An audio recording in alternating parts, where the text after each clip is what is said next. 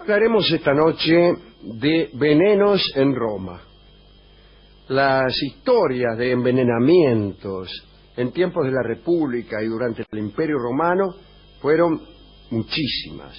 Algunos cronistas dicen que fue el método más usado para liquidar a alguien sin levantar sospechas.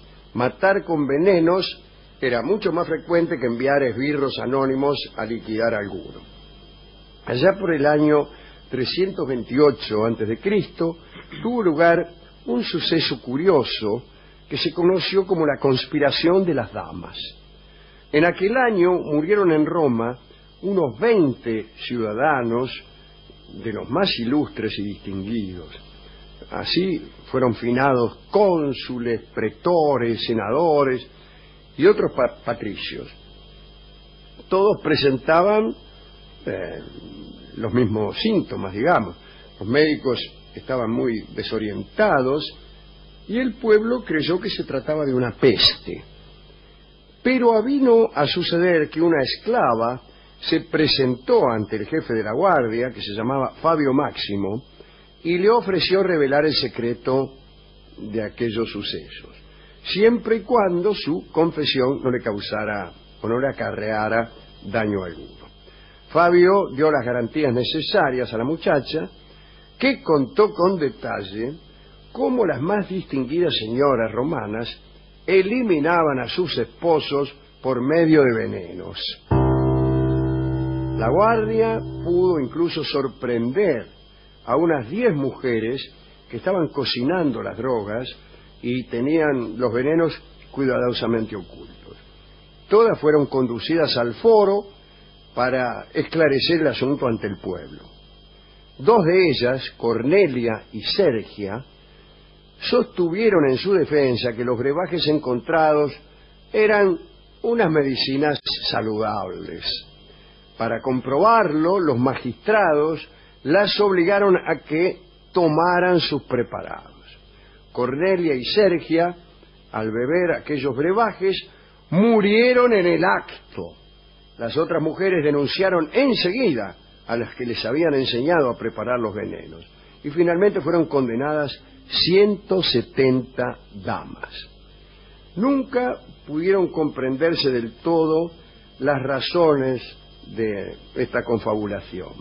Algunos historiadores encontraron reivindicaciones femeninas inaugurales, por decirlo así.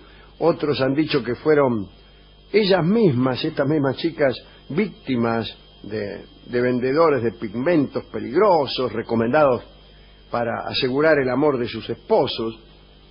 Los historiadores antiguos han dicho que se trató de una maldición divina que cayó sobre aquellos patricios por la perfidia de sus prácticas. Esta última me parece la más razonable de todas las explicaciones. Siglos más tarde, algunos usaron venenos, pero a veces tuvieron poca paciencia, como Calígula. Allá cuando tenía 78 años de edad, el emperador Tiberio, que era el anterior a Calígula, se enfermó. Y Calígula, que ya se veía venir que él iba a ser el sucesor, quiso apurar la muerte de Tiberio. De acuerdo con los comentarios de Suetonio, Calígula le había dado un veneno lento a Tiberio que resultó ser demasiado lento, demasiado. Sí, es un veneno lento, pero al final no se muere nunca este tipo. Por eso, para terminar con el asunto, Calígula intentó quitarle a Tiberio el anillo imperial cuando estaba moribundo, pero Tiberio mantuvo el puño cerrado. Entonces, impaciente y viendo que el veneno no terminaba de hacer efecto, Calígula tapó con una almohada la cara de Tiberio y lo ahogó.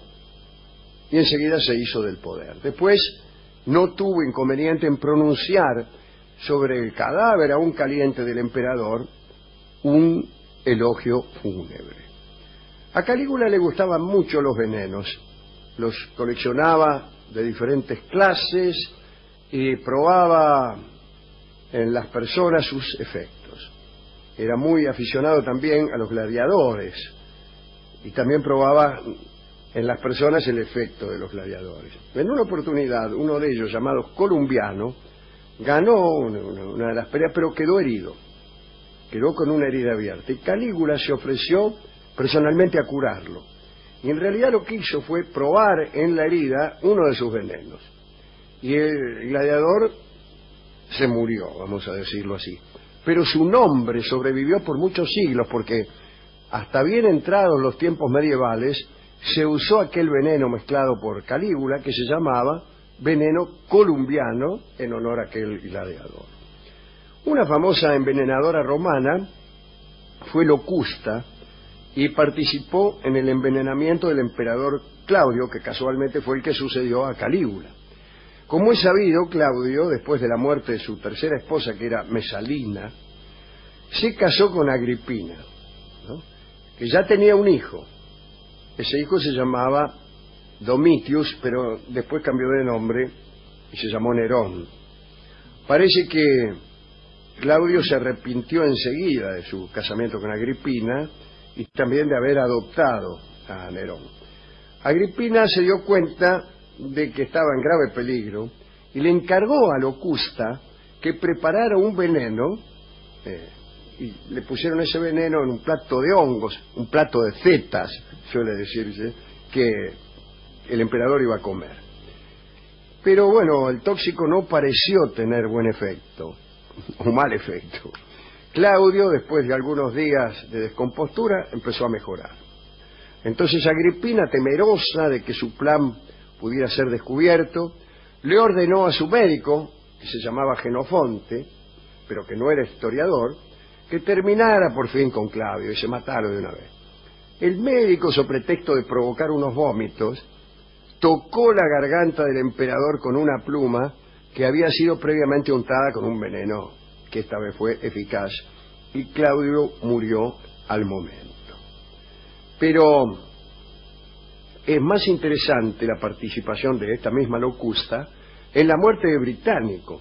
Británico era hijo directo de Claudio y hermanastro de Nerón. Recordemos que después de Claudio, el siguiente emperador fue Nerón, pero en realidad Nerón vivía temeroso de que Británico le usurpara el poder. En realidad Británico tenía mejores títulos que Nerón para ser emperador y mejores condiciones. Dice el cronista que también Nerón estaba celoso porque Británico tenía una voz excelente y Nerón era cantor. Y por ahí le parecía que Británico era mejor que él. Bueno, Locusta le proporcionó a Nerón un brebaje cuyo efecto no fue el esperado. No produjo en Británico más que los resultados de un purgante, vamos a decirlo así. Nerón castigó a Locusta y la obligó a preparar en su palacio, y en su presencia también, el veneno más activo que pudiera concebir. Locusta lo ensayó primero en un cabrito que sobrevivió unas 5 horas. Entonces hizo concentrar aún más el veneno y se lo dio a un chancho que murió en el acto. ¿Vio cómo es el chancho? El chancho es de morir. Bueno, satisfecho, Nerón procedió del siguiente modo. Él sabía que la vianda destinada a Británico, por razones de seguridad, era probada por el salva, así llamaban al oficio del esclavo degustador, ¿no? Como, claro, si este esclavo moría, el plan iba a fracasar. Entonces inventó un ardid. Le presentaron a Británico la comida sin veneno, pero muy caliente. El esclavo la probó, se quemó, pero como la temperatura no era razón para rechazarla, la entregó a Británico. Británico también se quemó, y enojado, echó al esclavo y pidió que le enfriaran un poco la comida con agua, qué sé yo, agua fría. Y ahí, en ese procedimiento, llegó el veneno. Británico cayó muerto bajo la mesa, y bueno, dijeron que era epilepsia, pero ciertamente nadie creyó en eso. Eran tiempos de mucho envenenador. Sin embargo, y hoy no hablaremos de esto, los mejores venenos vinieron recién en el Renacimiento, con los Borgia, con los perfumistas y con la mejor técnica de envenenamiento que conoció la historia. ¿A quién podemos dedicar esta charla? Al emperador Claudio, que fue la última persona que supo hablar el idioma etrusco. ¿Y cuál será la canción con la que ilustraremos esta monografía? Pues Gotas de Veneno.